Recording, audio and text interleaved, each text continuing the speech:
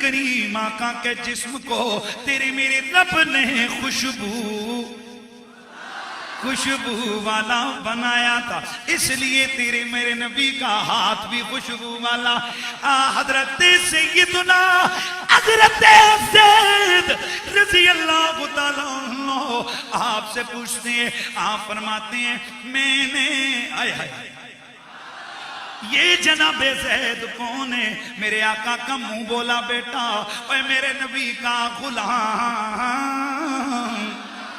یہ کون؟ ان کی بڑی عجیب داستان ہے۔ یہ ایک امیر کبیر رئیس قبیلے کے سربراہ، ایک باپ کے بیٹے ہیں، ایک قافلے میں سفر کر رہے تھے، ڈاکوؤں نے قافلہ گھیرا، ان کو پکڑا، ان کو قیدی بنا کر غلام بنا کر بیچ دیا۔ بکتے بکتے حضرت زید میرے رسول کی خدمت میں پہنچ گئے۔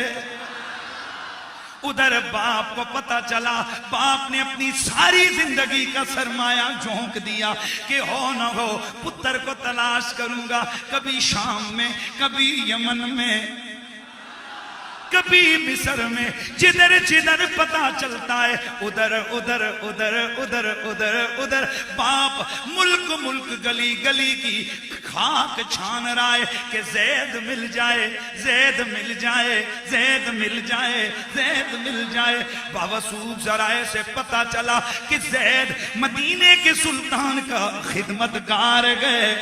گھر سے مال دولت اٹھایا، گھر سے سرمایہ و خزانہ اٹھایا، میرے مدنی آقا کی خدمت میں جناب زید کے والد گرامی آ گئے، آ کے عرض کی ہے محمد میں نے بڑے دور کا سفر کیا ہے، میں نے سن رکھا ہے کہ آپ بڑے کریم ہو، بڑے رحیم ہو،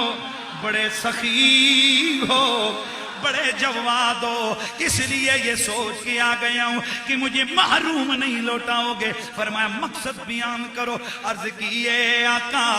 یہ جو آپ کا غلام زید ہے یہ میرا بیٹا ہے، یہ غلام نہیں تھا بلکہ یوں حادثہ ہوا، ڈاکوؤں نے میرا قافلہ لوٹا، میرے بچے کو گرفتار کر کے بیچ دیا، غلام بنا کر بیچ دیا۔ یا محمد بس کیا بتاؤں اس پتر کے لیے میں کدھر کدھر کدھر کدھر نہیں پھیرا، میں نے در در کی خاک چھانی ہے، میرے دل کو دیکھو اس پہ کتنے کتنے کتنے زخم لگے ہوئے گئے، کس کا جوان پتر گئے، کسی کا پیارا پتر غائب ہو جائے، یہ اسی باپ سے پوچھو، توجہ رہے، یہ اسی باپ سے پوچھو۔ میرے آقا مسکرائے، فرمایا زید کی ابا جی میں نے زید کو آزاد کیا لیکن ایک شرط یہ ہے کہ زید آپ کے ساتھ تب جائے گا جب وہ خود چاہے گا، میں اسے زبردستی نہیں بھیجوں گا۔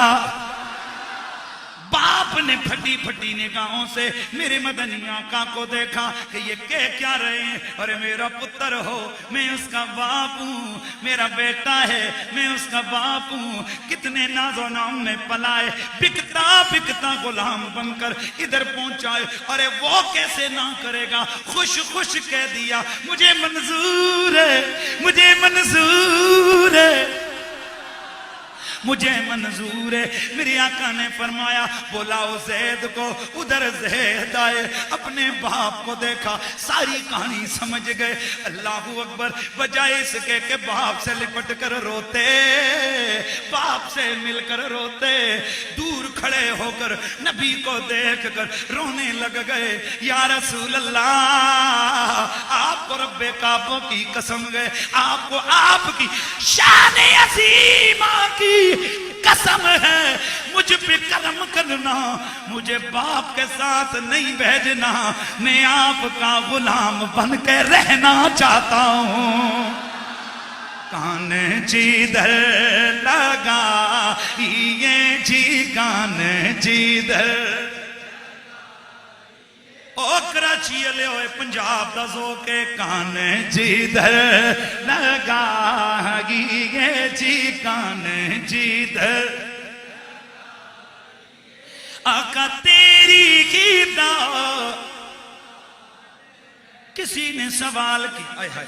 اب باپ سے میرے آقا نے فرمایا شرط پوری ہو گئی، میں نے تجھے کہا تھا نا کہ زید اگر خود نہ جانا چاہے میں نہیں بھیجوں گا۔ حضرت زید سے باپ رو رو کر کہتا ہے او میرا پتر، میرا شہزادہ، تیرے لیے میں یمن گیا، تیرے لیے میں شام گیا، تیرے لیے میں مصر گیا، تیرے لیے میں نے ملکوں ملکوں خاک چھانی ہے، او میرے پتر آ میں تجھے گھر لے چلوں۔ اب بیٹا رو رو کر کہتے ابا تجھے مجھ سے ضرور پیار ہوگا، تجھے مجھ سے ضرور محبت ہوگی، تو نے مجھے شفقت بھی دی، تو نے مجھے پیار بھی دیا، مجھے میری ماں یاد آ رہی ہے، وہ بڑا پیار کرنے والی تھی، لیکن رب کعبہ کی قسم جو محبت مجھے محمد نے دی ہے وہ نہ ماں دے سکی ہے نہ تو دے سکا ہے۔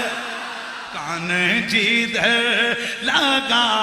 یہ جی کان جدھر ہے، کان جدھر لگا یہ اکا تیری ہی دہاں۔